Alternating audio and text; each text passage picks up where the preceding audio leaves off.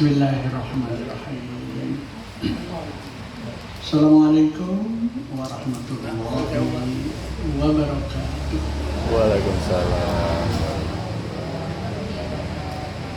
Alhamdulillah wa syukurillah ala nikmatillah wa ala alihi wa ashabihi wa mawala. La hawla wa la quwwata illa billah. Amma ba'd. Rabbi shrah li sadri wa yassir li amri wahlul 'uqdatam min lisani yafqahu qawli waj'al li waziran min ahli. Amin. Shadaqallahul azim. Ibu-ibu, bapak majelis taklim Al-Muhajirin, wabil khusus ketua yang izin malam hari ini, juga pembina sekaligus tuan rumah Bapak Haji Samsudin Falak sekeluarga, dan sesepuh bin sepuh sanesipun juga Pak Haji Marmo, kamerawan sekaligus wartawan lokal. Judul pora berita sisik, yang pasti beliau termasuk yang kita butuhkan. Ibu-ibu, bapak dan saudara sekalian, syukur alhamdulillah di malam hari ini Jumat Kliwon 8 Mei 2026 bertepatan dengan tanggal 21 Zulqa'dah atau Qaidah. 10 hari lagi kurang lebih memasuki bulan Zulhijjah, bulan besar yang diharap-harap kambing, daging kambing, daging lembu. Artinya masa-masa atau bulan Zulhijjah adalah bulan kurban pada umumnya bagi yang mampu. Ibu-ibu, bapak dan saudara sekalian, Rasulullah Allah Subhanahu wa taala dalam firman-Nya surah Al-Kautsar, a'udzubillahi minasyaitonir rajim, inna a'tainakal kautsar fasholli li rabbika wanhar inna syani'aka huwal abtar. Surah Al-Kautsar, 3 ayat. Ini menjadi favorit imam, utamanya makmumnya sepuh-sepuh. Wis seneng nek maca surat kuwi, wis ora ana sing luwih cendhek men. Dalam Al-Qur'an hanya 3 ayat itu. Makmum yang sepuh saat imam membaca inna a'tainakal kautsar, makmumnya komentari oke. Karena suratnya pendek. Ya maklum lah. Tapi kalau di Mekah tidak berlaku. Nah, ada surat yang pendek itu di Mekah. Kita melihat dan mendengar sholat tarawih nanti kemeng rukuk. Bacaannya panjang setelah Fatihah karena imamnya hafizul Quran, hafal Quran. Ya memang itu sudah kebiasaan mereka. Tapi kalau diadakan di Indonesia, utamanya Jawa Tengah, lebih khusus Semarang, makmumnya kapok. Kira-kira bacaan panjang, komentari sesuk prai. Golek imam sing bacaane pendek. Ya ora jelas tuh masjid Baitul Jannah. Saya membaca suratan, sebetulnya bukan panjang, hanya tidak surah, tidak juz amma, potongan ayat di surat-surat lain. Balik saya diganti, Pak, suratannya kedawan. Ya wis tak ganti. Padahal kita luwih panjang kon juz amma. Tapi karena jarang mendengar, kita ulang contoh watini. Watini itu sebenarnya bukan panjang, bukan pendek, ukuran awam. Tapi karena apa? Ya enak. Lalu begitu ayat surat lain yang ayatnya tidak lebih panjang dari Wattini permasalahan itu. Habis itu pulang dikomentari kejawan Pak suratannya. Oke, sesuk tak awahane. Akhirnya ya aku ngomong al-habumu wal asri. Pendek ya, wal asri itu sedulure al-kausar. Itu soal panjang pendek. Baik, inna a'tayna kal-kausar, sesungguhnya aku Allah memberikan nikmat yang besar. Bagaimana tidak besar? Allah memberi anugerah nikmat pada kita ini. Komputer orang sanggup ngitung. Fasolli maka sholatlah dan berkorbanlah, sembelihlah. Artinya apa? Wujud syukur karena nikmat yang cukup banyak. Nah, ini yang 10 hari lagi kita memasuki bulan korban, bulan nyembelih hewan korban. Tapi saya tidak menerangkan itu. Pesan dari Pak Ketua Mas Miftah ya tentang sholat yang akan saya sampaikan supaya tidak terlantur-lantur. Satu, pesan tentang sholat. Jadi hal-hal yang berhubungan dengan sholat. Satu, pesan tentang sholat. Yang kedua, tip rajin menjalankan sholat. Yang ketiga, batal-batalnya sholat, walaupun pernah saya sampaikan, nanti sekilas. Kemudian yang keempat, kesalahan dalam sholat. Jadi kita jangan meremehkan kalau sholat yang kita lakukan. Kalau kita lihat sholat yang kita lakukan ya itu terus. Kalau kita meremehkan itu hingga salah berlarut-larut, akhirnya kesalahan yang sedikit demi sedikit akhirnya banyak. Kalau sudah banyak boleh dikatakan besar hingga sholatnya percuma, sia-sia. Maka disebutkan fawailul lil musallin. Fawailul bisa dimaknai neraka wel atau celaka. Lil musallin bagi orang-orang yang sholat. Kalau ungkapan ayat fawailul lil musallin memang kriterianya bukan hanya sholat. Fawailul lil musallin alladzina hum an sholatihim sahun, dan ada kriteria yang lain. Tapi kaitannya dengan celaka bagi orang yang sholat, tanda kutip. Artinya tidak semua orang sholat itu celaka. Siapa itu? Alladzina hum an sholatihim sahun, yaitu orang-orang yang sholatnya lalai.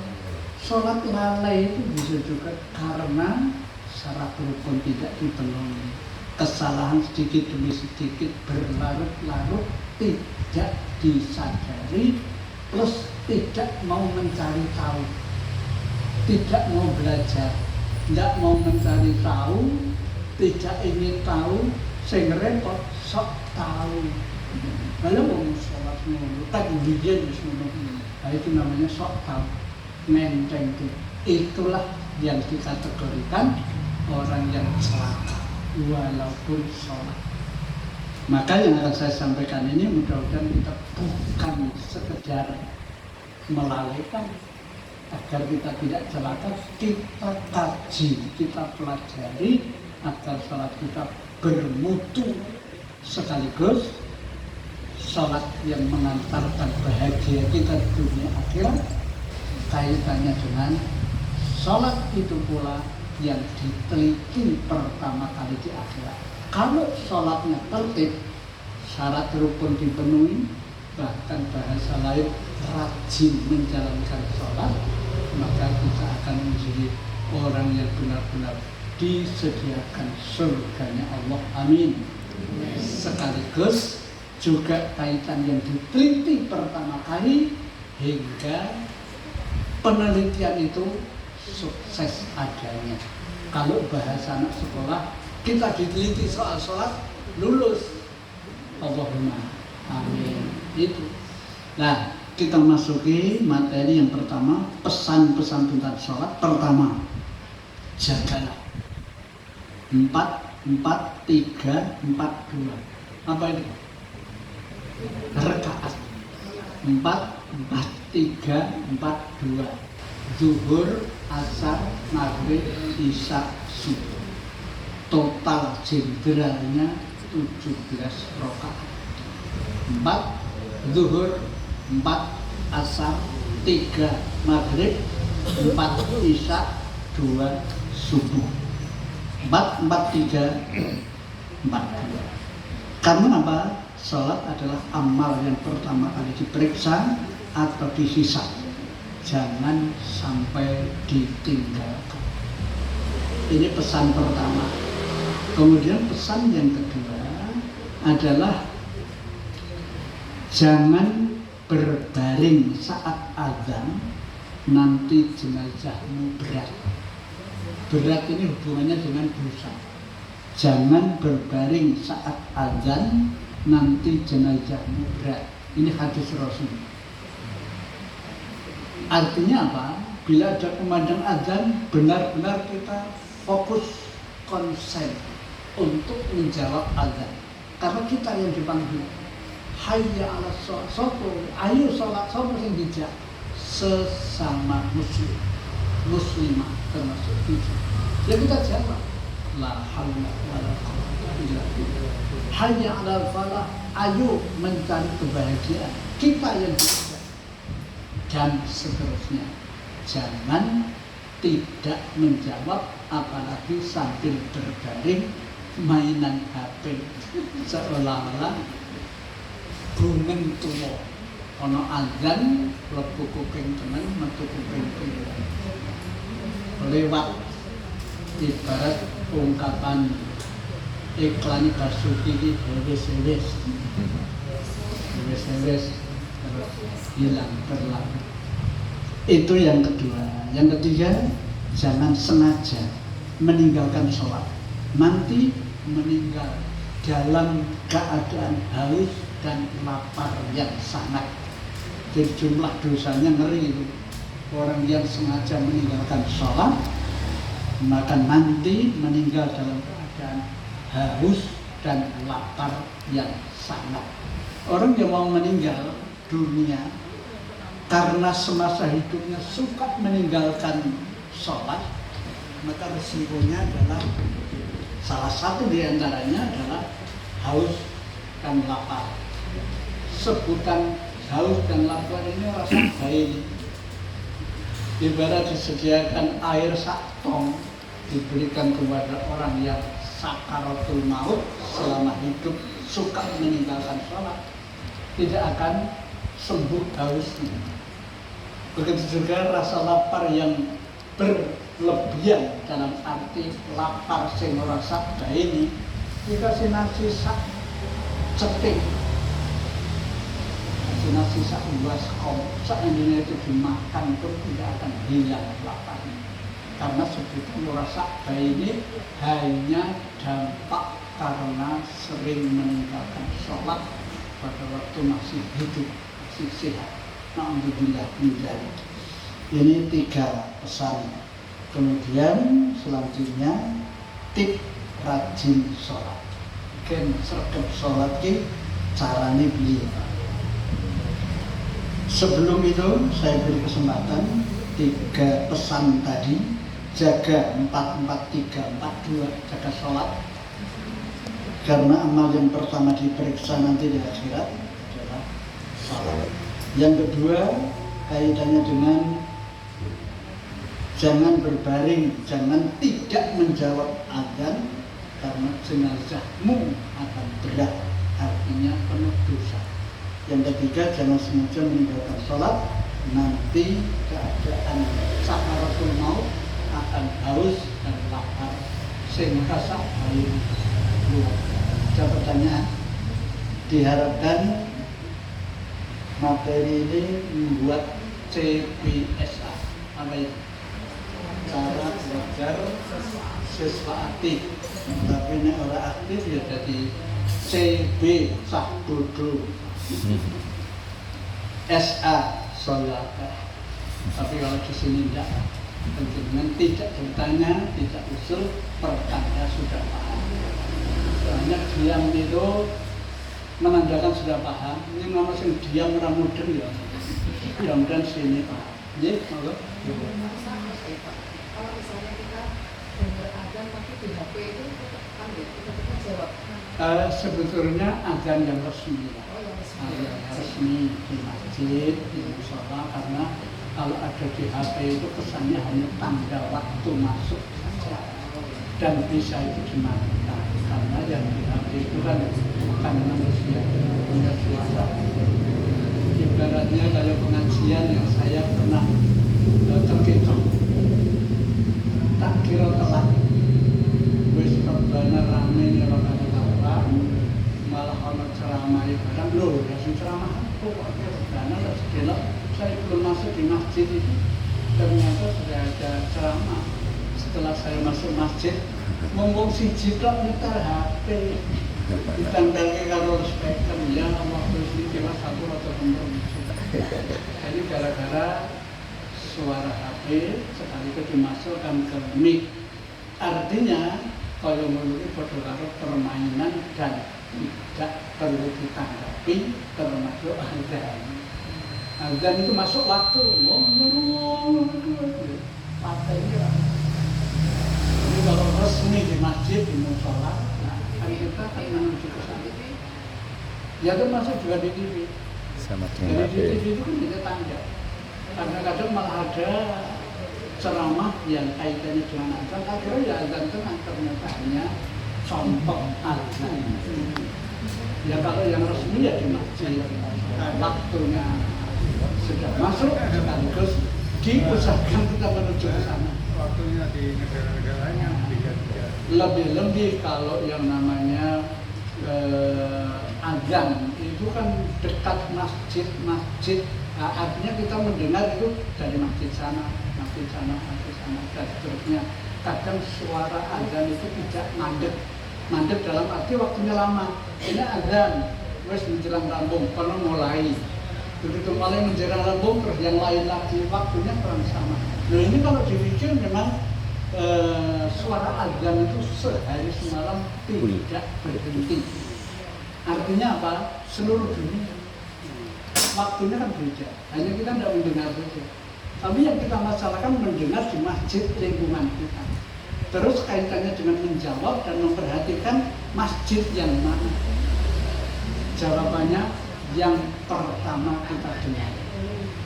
La ilaha illallah. Kita menjawab la ilaha illallah, berdoa azan. Kono azan, terus sunnah kita menjawab orang masalah. Karena resmi yang pertama itu secara total dari Allah, karena la ilaha illallah kita sudah memperhatikan, sudah menjawab, bahkan kita sudah berkemas-kemas untuk menjalankan. Oke, datang berikutnya, rajin sholat. Agar kita rajin dan rindu untuk sholat, ini ada 5 hal. Yang pertama, jangan tinggalkan sholat subuh. Ini untuk ukuran.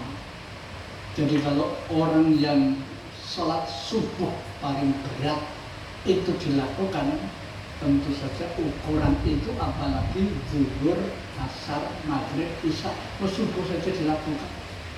Nah upaya itu insya Allah akan menjadi rindu sekaligus rajin untuk menjalankan sholat secara umum, sholat wajib. Yang kedua, memaksa diri untuk sholat dengan ikhlas. Jadi tidak ada tujuan ria, tidak ada tujuan aku ben rindu sholat, ya benar-benar kita lakukan dengan ikhlas. Paksa diri untuk sholat dengan ikhlas.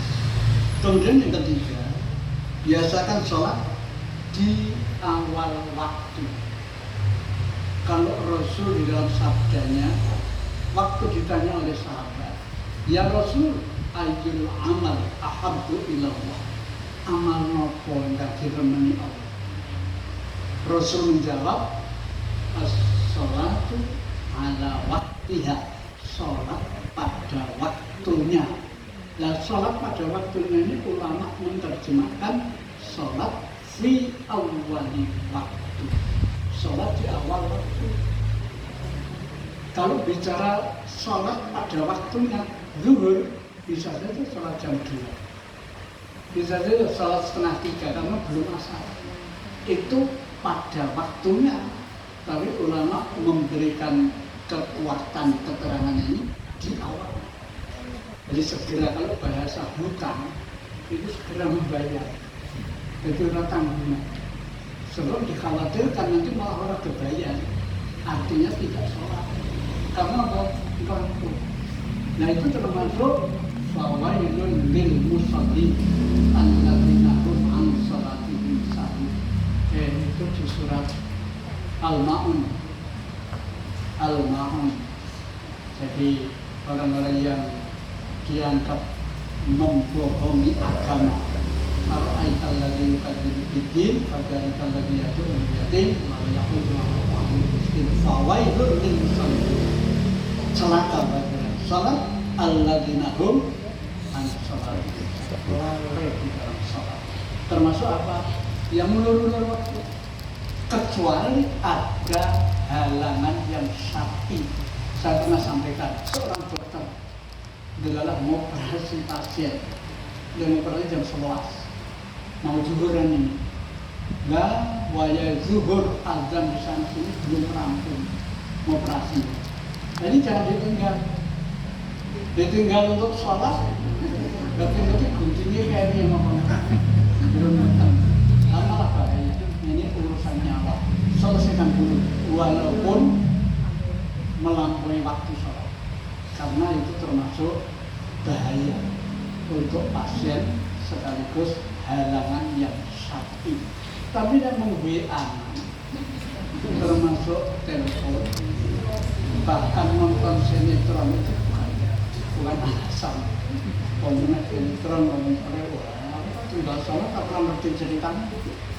Lu kacau, merasa urut, termasuk bukan hanya sholat zuhur, mungkin sholat malam. Ada sinetron. Nah, itu istilahnya orang yang ketagihan nonton sinetron biasanya nanti sholatnya salah. Itu bahaya.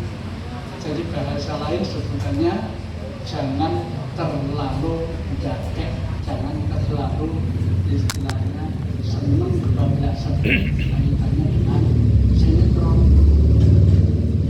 Waktu sholat yang sampai sholat dikalahkan. Kalau ada sebutan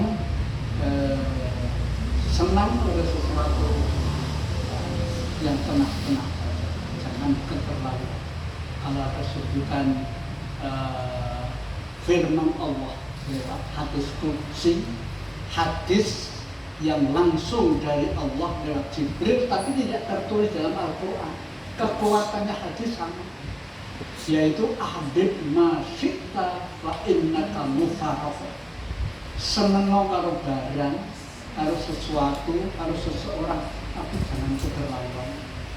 Sebab suatu ketika pisah barang iso rusak, iso hilang, iso dicolong. Kalau seseorang bisa pergi, bisa meninggal dunia dan sebagainya, itu artinya apa? Di samping kita tahu bahwa kaitan dengan hadis tersebut agar tidak keterlaluan. Nek mencintai barang jangan keterlaluan, tapi nek benci jangan keterlaluan. Hingga berikutnya hikmahnya adalah mental, tidak shock, tidak kaget, tidak stres. Karena apa? Senangnya sedang-sedang, tidak keterlaluan. Kalau keterlaluan berbahaya, bisa stres. Ada sebutan sehidup semati. Suami hidup, istri hidup. Suami mati, istri melu mati. Nah, karena apa? Tidak siap mental. Ya sudah lah, bagiannya sini-sini. Kalau memang salah satu yang meninggal dunia, ya sudah, terima saja. Jangan sampai dalam hati disebutkan meratap. Meratap itu ngamuk wah yang sesuai ini tengah jebret-jebret itu ya pun jenuhin mana dia susah wajar sedih wajar kalau Nabi Muhammad SAW baca pernah sedih meneteskan air mata saat istri tersayang meninggal dunia Khadijah. Begitu juga putranya yang namanya Ibrahim meninggal dunia itu Nabi. Apalagi kita, tapi bukan berarti terus kita begitu meninggal dunia suaminya, istrinya malah cekakaan dulu atau sebaliknya tidak. Ya artinya biasa, sedih, wajar, hingga itu pelampiasan kesedihan sewajarnya. Baik, kembali Banyak, ke Pak. pokok persoalan. Oh iya, Ya, mengenai sholat yang awal waktu iya. sama keutamaan sholat awal waktu dan berjamaah mana yang lebih didahulukan. Karena terus terang saya alami sendiri dengan saya berdua di rumah, si istri sudah siap, saya belum siap karena satu berpedoman awal waktu dan ini berjamaah. Bagaimana? Ini padahal selangnya tidak ada 5 menit. Itu bagaimana menyikapinya? Jawaban yang pertama adalah teganian. Mestinya ditunggu karena apa? Sholat jamaah lebih utama dari sholat sendirian. Pahalanya 27 derajat. Maksudnya kalau sholat sendirian 1 derajat. Tapi sholat jamaah walaupun hanya imam makmum 1 mendapatkan 27 derajat. Artinya sama dengan sholat sendirian ping 7. Kira-kira kita mau enggak? Aku tak orang sholat zuhur jamaah, tapi tak sholat dewean sing ganjaran padha karo jamaah. Petang rakaat ping 7. Insya Allah peklok. Kira-kira dengkule yo blak-blak.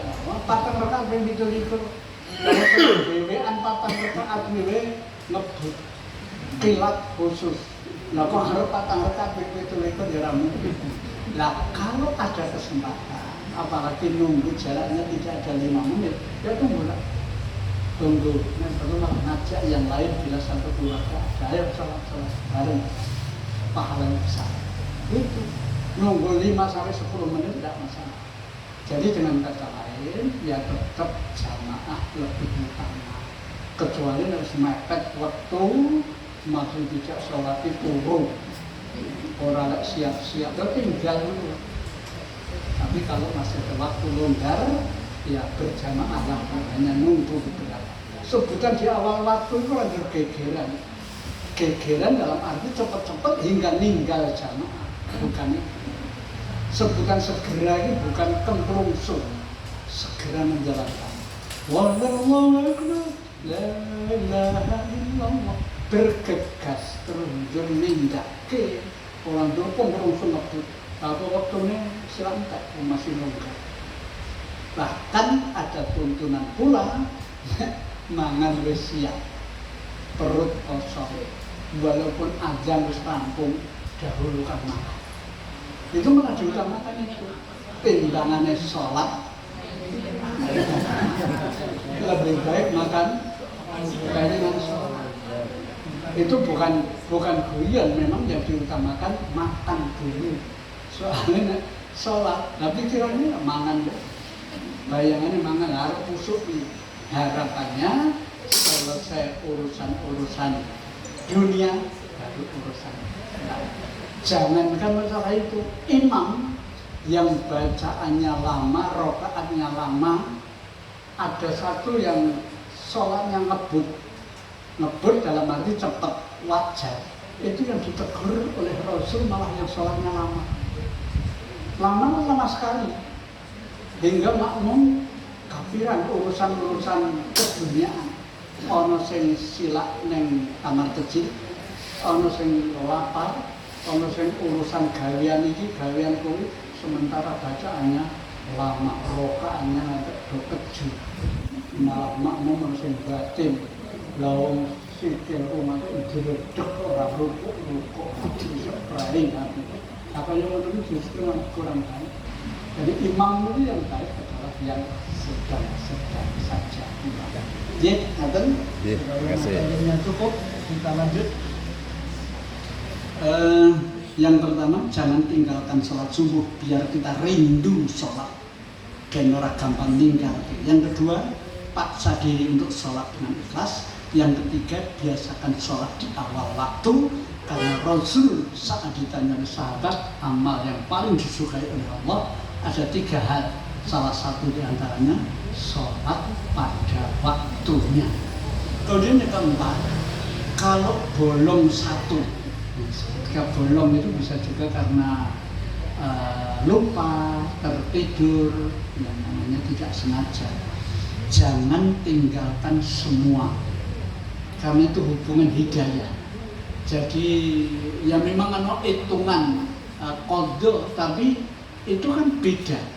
Nilainya kalau dilakukan tepat waktu, dilakukan dengan ikhlas, beda dengan yang ketinggalan hingga qadha. Nilainya beda.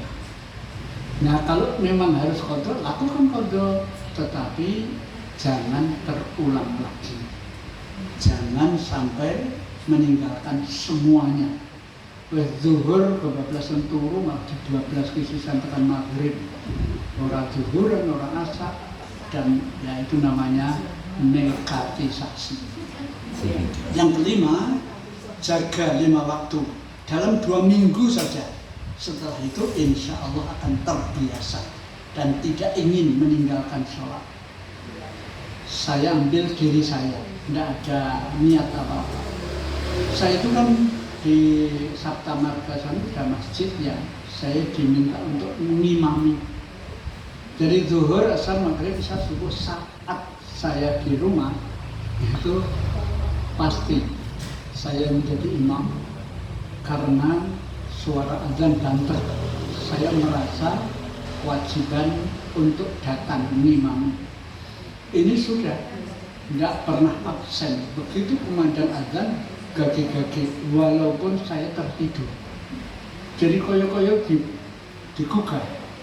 Ya saya tidak mengatakan digugah malaikat dan lain sebagainya, tapi karena kebiasaan. Sami kalian berjalan subuhan, kalau sudah terbiasa subuhan, malah kadang-kadang sebelum subuh sudah terbangun. Karena sudah terbiasa, koyo-koyo wis menjadi gawean yang biasa hingga enteng. Jangankan itu yang wajib, sholat duha.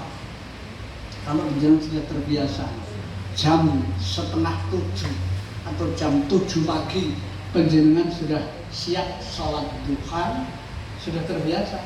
Itu kalau jam 7 sudah biasa duha, bila belum, seolah-olah maghrib. Itu belum apa ini? Duha, kalau sudah kita lakukan, ibarat bayar utang. Itu yang disebut dengan membiasakan, yang akhirnya ya namanya biasa. Istilahnya bisa karena biasa. Kaitan dengan ibadah juga sama. Kita akan merindu, kita akan supaya dikejar-kejar karena apa? Sudah terbiasa. Apakah itu wajib atau sunat? Menjadi enteng. Baik, itu yang kelima. 1, jangan tinggalkan sholat subuh, paksa diri untuk sholat dengan ikhlas. Yang ketiga, biasakan sholat di awal waktu. Kalau sekali bolong, jangan sampai kelima-limanya bolong.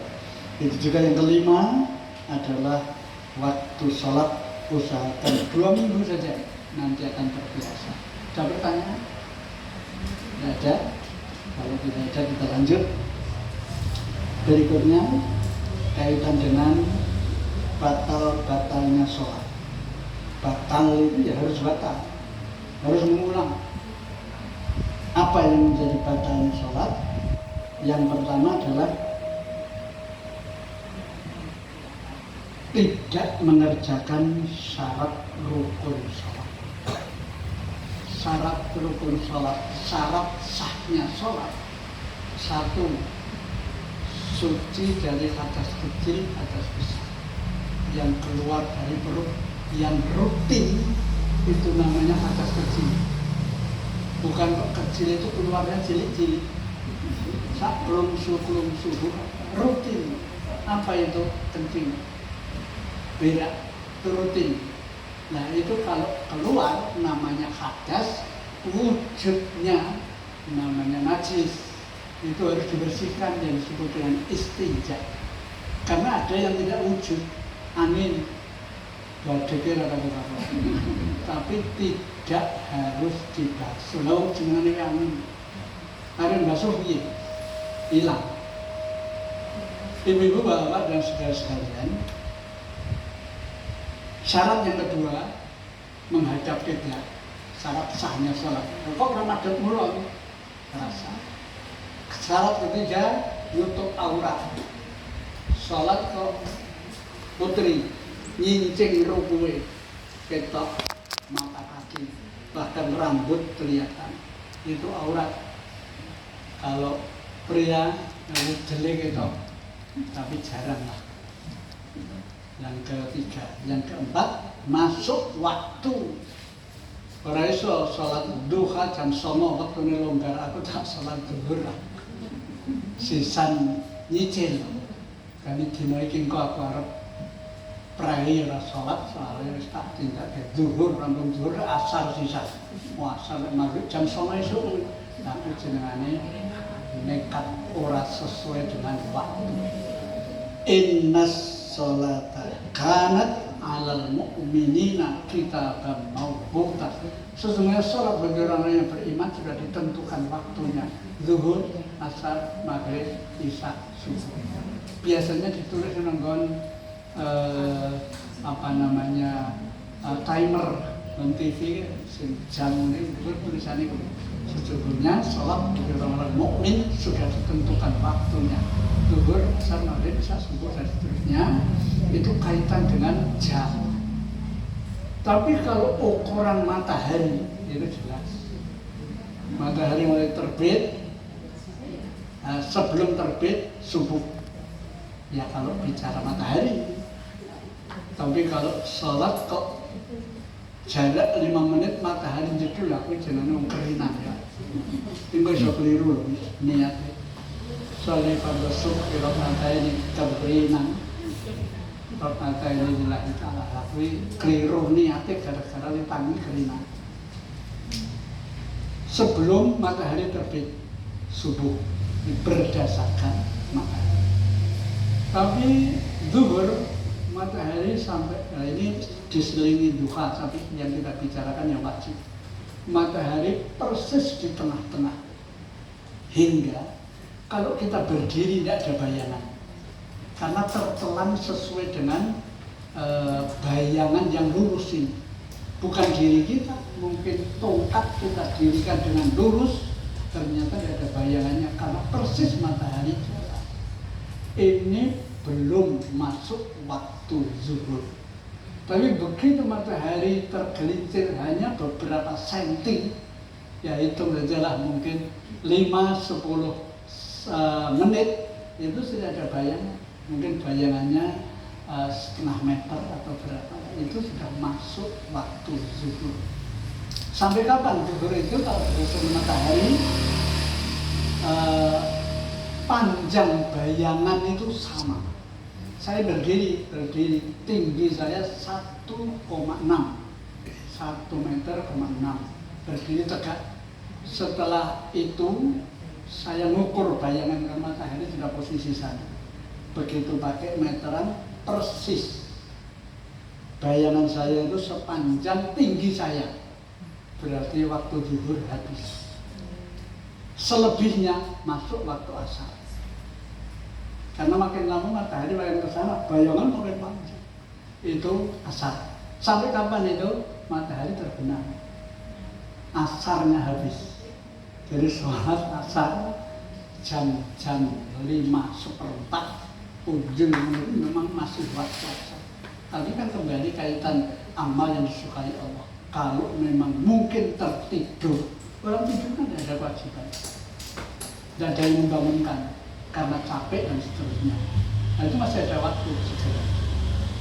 Tapi kalau dalam kondisi sadar, sekaligus tidak ada pekerjaan yang atau tidak lelah dan seterusnya, ya di awal waktu.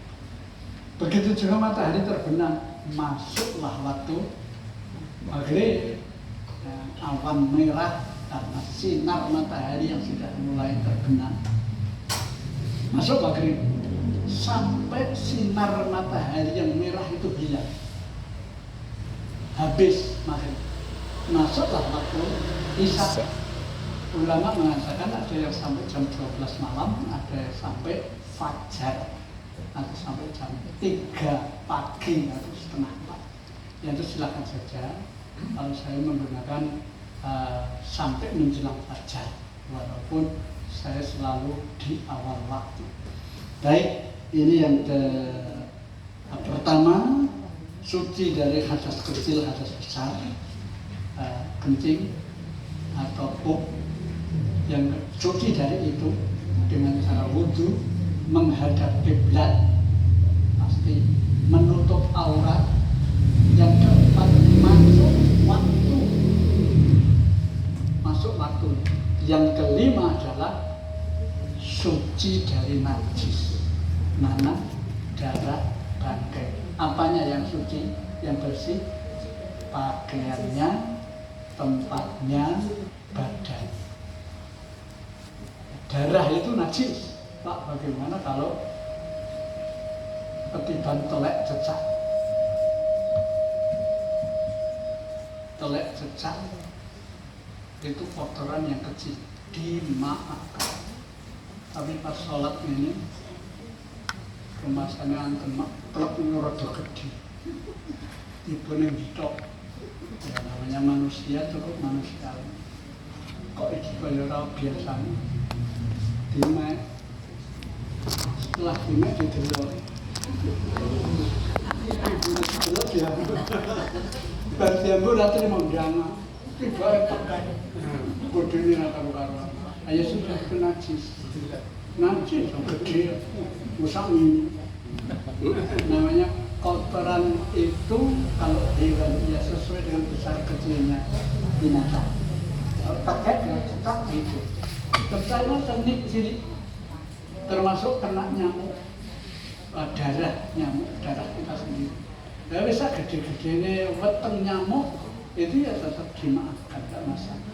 Hanya yang dimasalahkan kadang-kadang gerakan.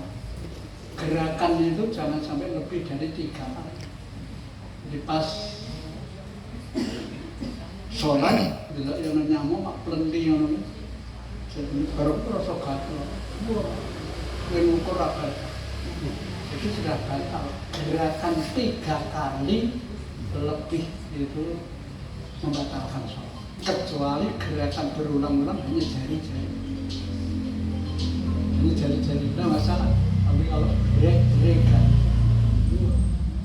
malah orang kebiasaan orang kena kadang apa gendolo. Ini kadang wah ini Pak. Jari-jari kerepek. Lebih itu sholat ulu. Sholat itu baku bacaannya, baku gerakannya. Tidak boleh ditambah-tambah. Sedangkan biasa sih. Kalau saya nganggung ini saya lebih sekarang gerakan orang saya nambah-nambahin dan tidak ada. Nah Pak, lah kalau digerakkan mubeng itu, ini sebetulnya kalau kita tanya orang yang melakukan itu mungkin jawabannya, mungkin saja. Tapi yang pasti tidak ada tuntunan. Mungkin dia menggunakan anggota kanan dan anggota kiri. Wudhu itu kalau yang namanya membasuh tangan kan disunahkan kanan dulu, lalu kiri. Begitu juga kaki kanan dulu, kiri, sunnah.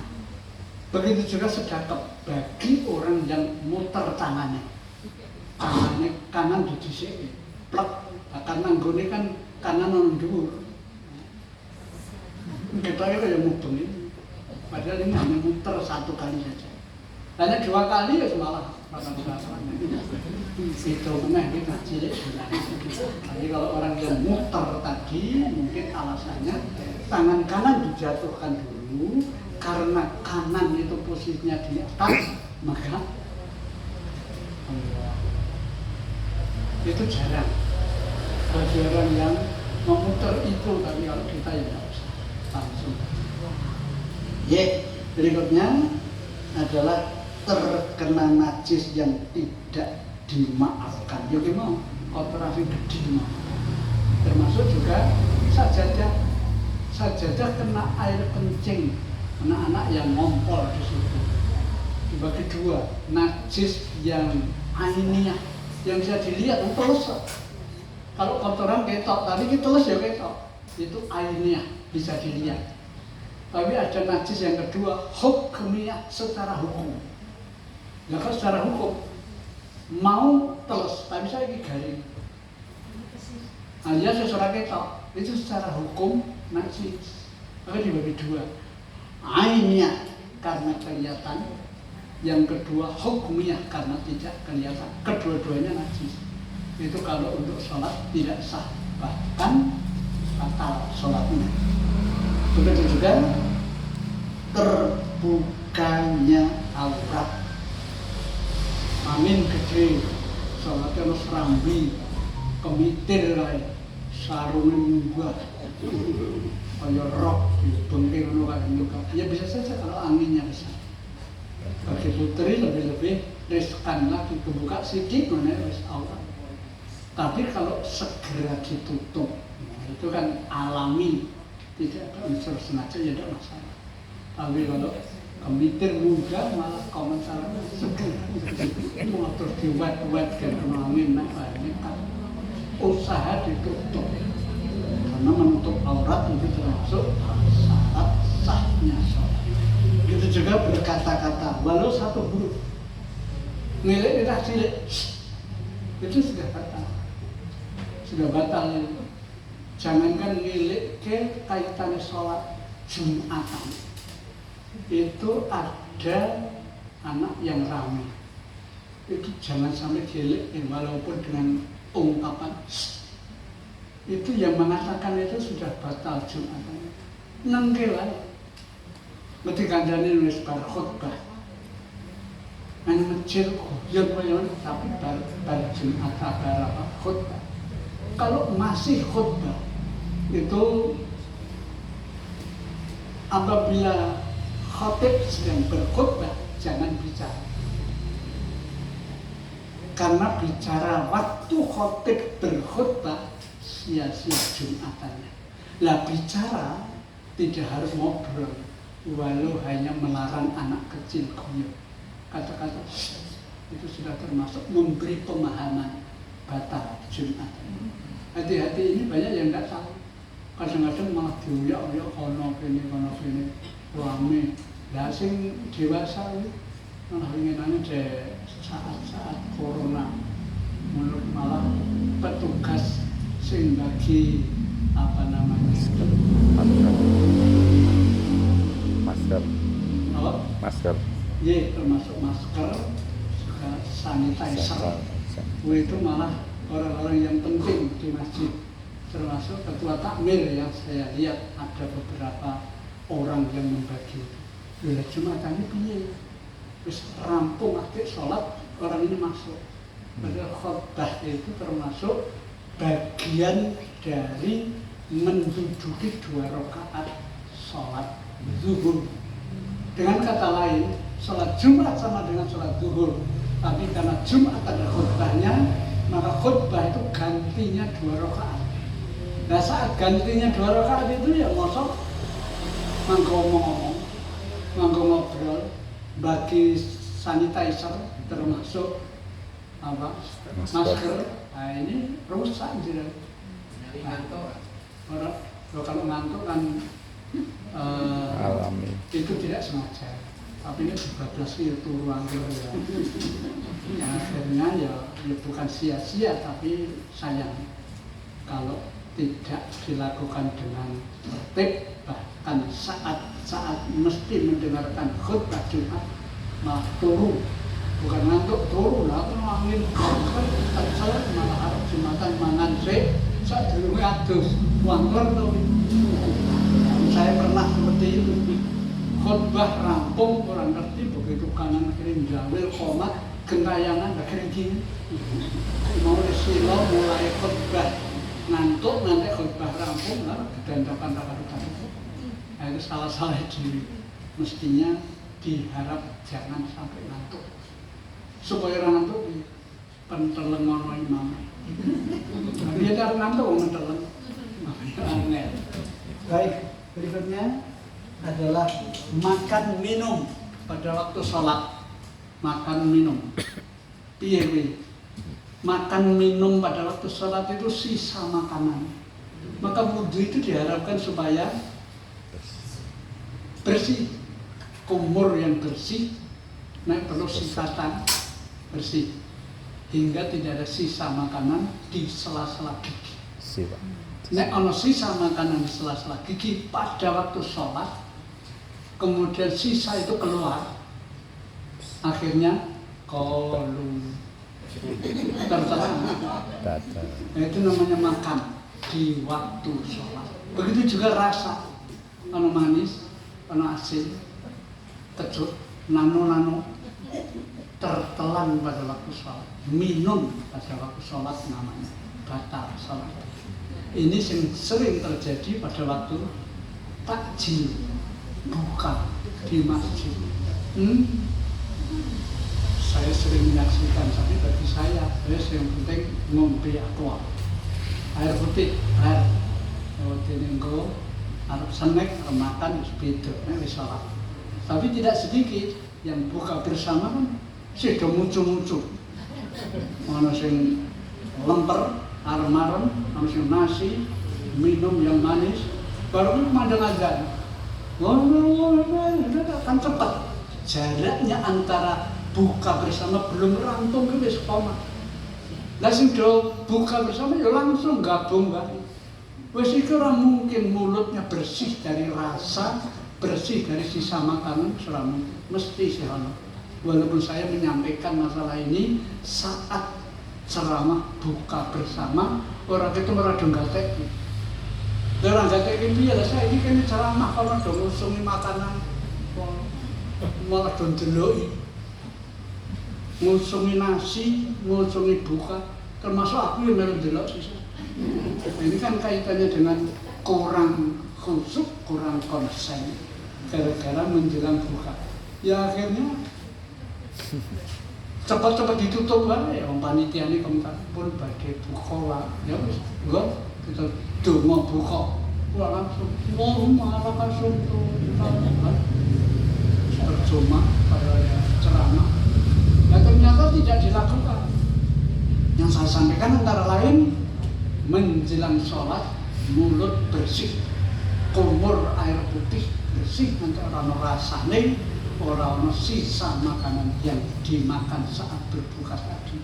Benora kolu, benora tertelan rasa hingga membatalkan sholat. Kalau sisa makanan tertelan waktu sholat, rasa tertelan waktu sholat. Begitu juga tertawa.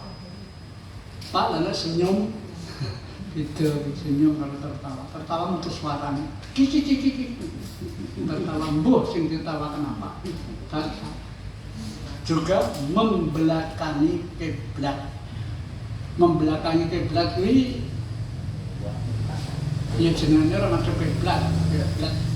Walaupun mungkin kita tidak bisa 100%. Minggat sak senti ono kono berkilo-kilo kalau jaraknya jauh. Tapi setidak-tidaknya kan ada radar, ada kompas, ada tim untuk memberikan alat untuk menuju kiblat. Dari depak itu biasanya ada. Itu kalau persis sulit.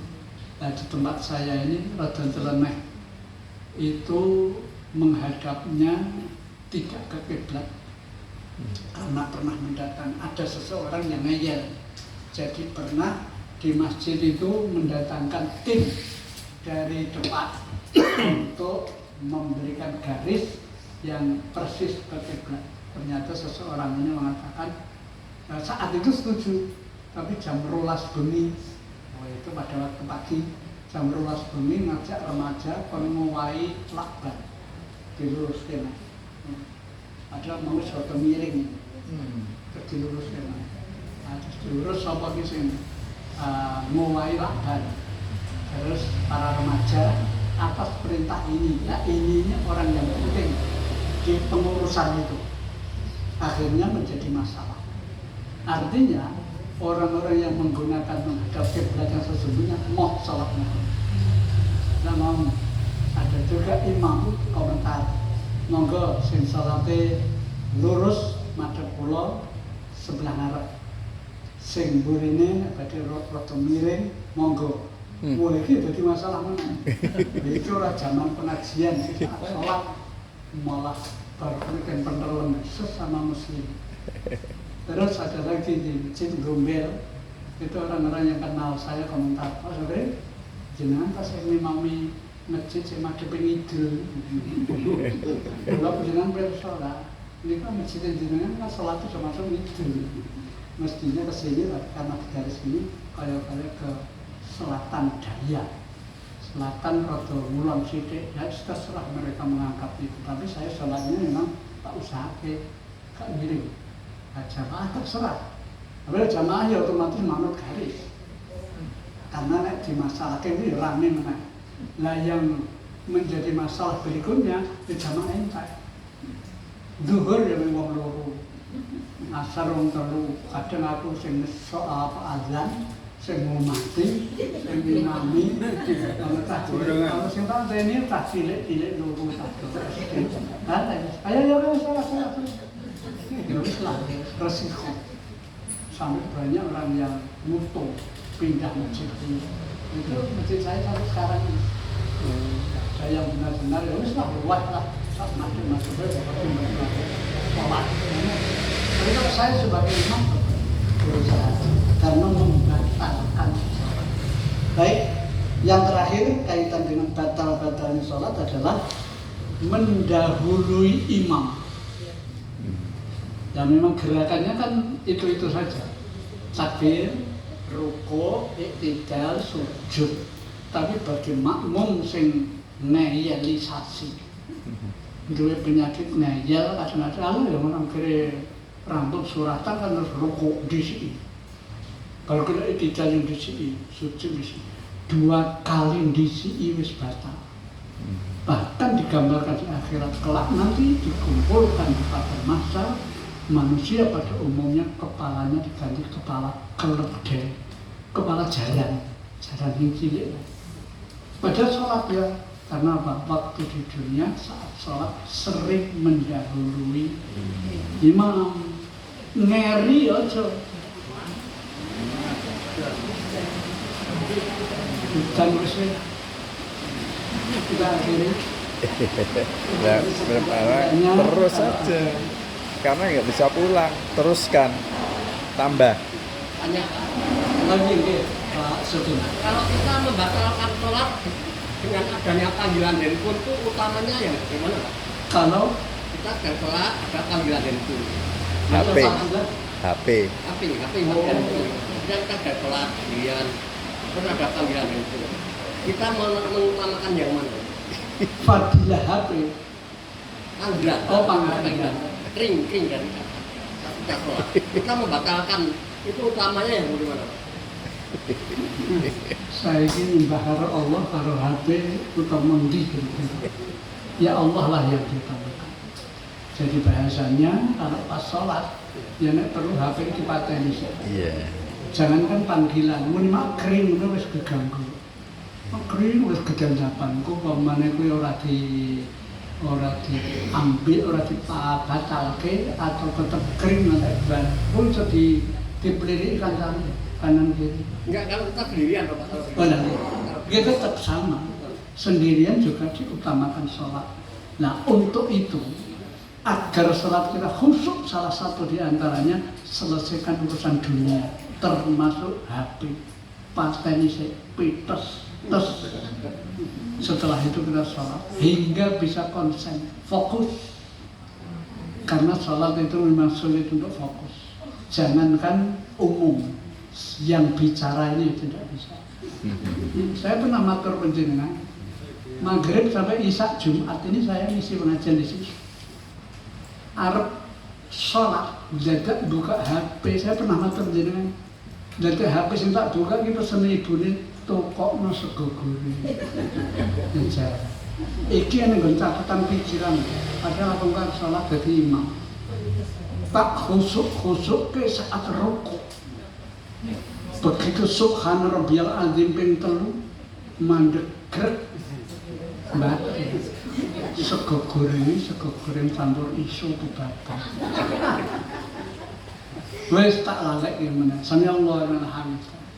Rabbana lakal hamdu dan seterusnya hingga sujud bacaannya dibaca ana tenggang meneng. Ngono ki batin sego goreng ngendi?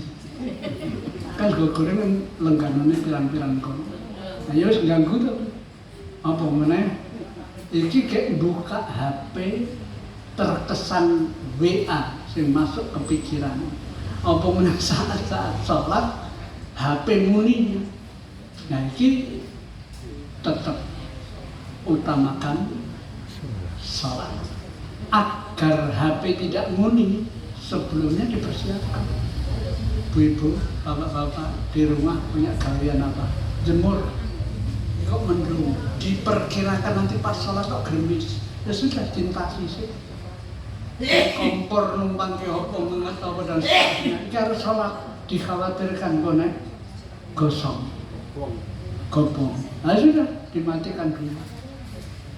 Tujuannya apa? Saat sholat biar tidak terganggu. Ojo nanti sholat malah hidungnya maju-maju. Gara-gara itu sangit-sangit itu biar tuh sholat malah batin. Ternyata aku mau numpang sayur urung dintas. Begitu rampung sholat, wis orang genah sholatnya, begitu dipelayoni, tonggo ngobong sampah. Wis kacau kabeh lho kuwi. Wis sholatnya ra khusuk, ternyata sing ditumpangke mau wis dintas. Gara-gara lali, kuwi wae wis dintas. Apa meneh urung dintas. Berarti bener-bener kuwi mampu gosong. Nah, ini membuat tidak khusuk, termasuk HP. Dimatikan saja dulu, ben konsen.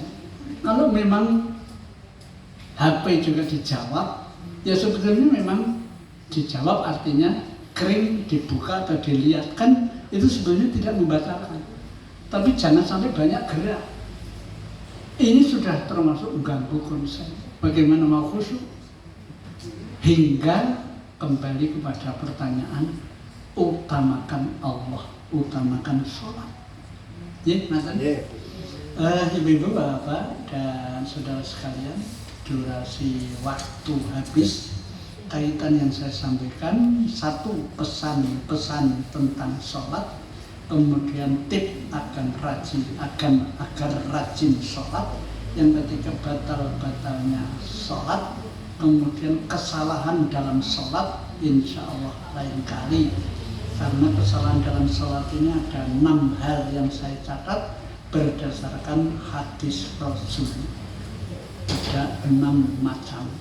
Karena durasi waktu, maka saya stop sampai di sini. Insya Allah bila ada kesempatan lain. Demikian dan sekian, kurang lebih mohon maaf. Terima kasih atas perhatiannya. Sampai jumpa di dalam kesempatan. Billahi taufiq wal hidayah. Assalamualaikum warahmatullahi wabarakatuh. Waalaikumsalam warahmatullahi wabarakatuh. Mudah-mudahan